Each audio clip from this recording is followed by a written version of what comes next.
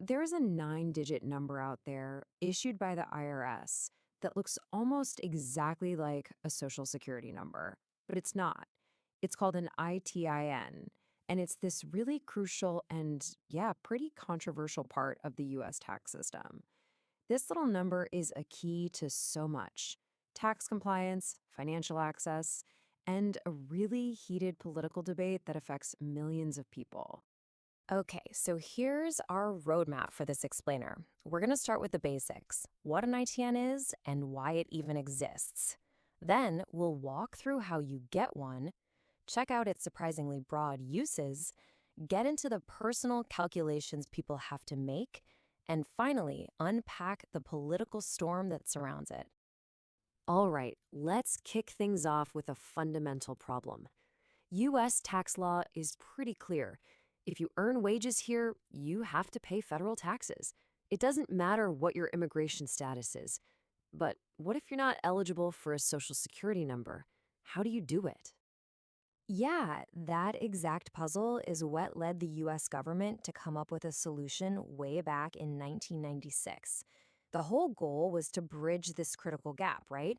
To give workers a way to report their income when they couldn't otherwise, just because they didn't have the right kind of number.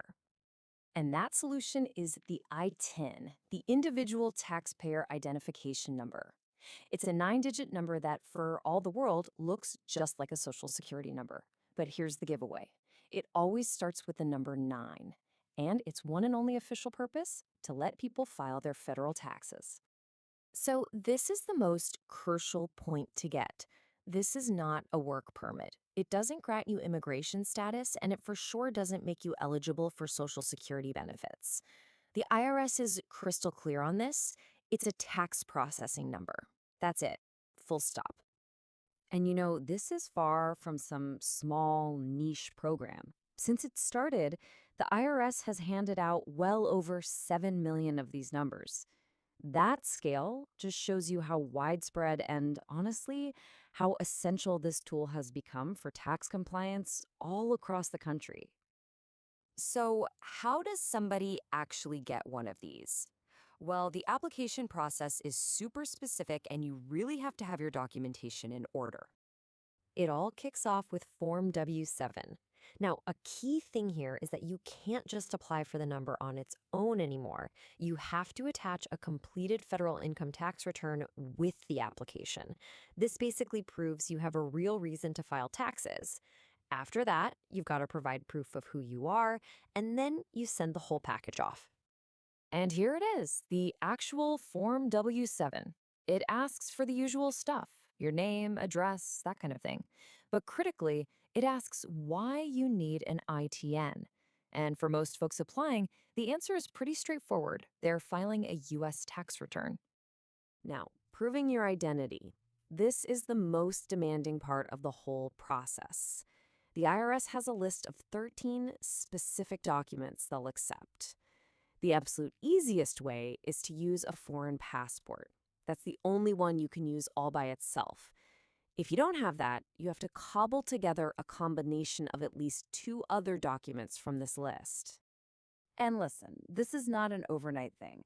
After you mail in your application with your original or certified documents, you have to be prepared to wait. Right now, the IRS says the turnaround time to actually get your ITIN is somewhere around 9 to 11 weeks. So, while the IRS created the ITIN strictly for tax purposes, it's kind of taken on a life of its own, in a way nobody really saw coming. It's become this unintentional key, unlocking doors to the wider financial world for people who just don't have social security numbers. Think about it. A lot of banks and lenders have realized that ITIN holders are a big part of the economy, and they need financial services. So people are using their ITNs to open bank accounts, get car loans, get credit cards, and yeah, in some cases, even get mortgages. All of these things help people build a real financial footprint in the US. And this shift isn't just random. Credit unions, especially, which often have a strong community mission, have really stepped up. They've created entire ITIN lending programs. They're literally offering a whole suite of products just for this community, providing a real path to financial inclusion, something the ITN was never even designed to do. But, you know, for the people who are actually using an ITIN, the decision to file taxes is a really personal one. It means weighing some pretty significant rewards against some very real and often kind of scary perceived risks. So here's the dilemma in a nutshell. The rewards? They're obvious. You follow the law, you might get a refund, you create a paper trail of your time in the US, and you can get things like loans.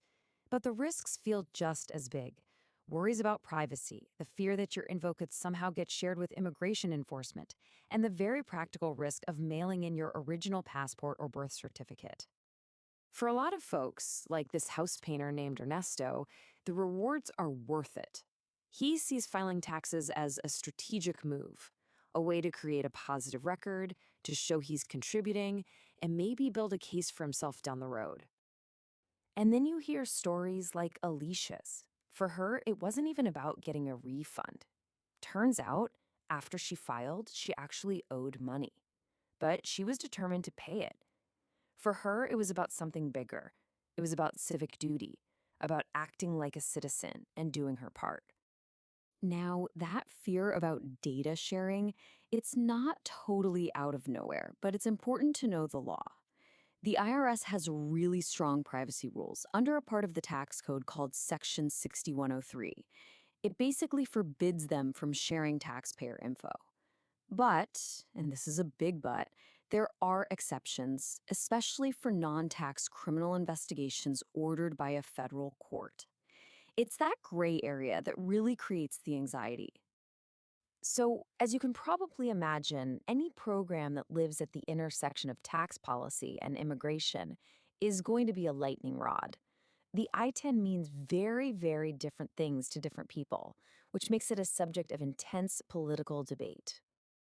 And the debate really is split right down the middle. On one side, you have people who see the ITN as a super practical tool for tax compliance.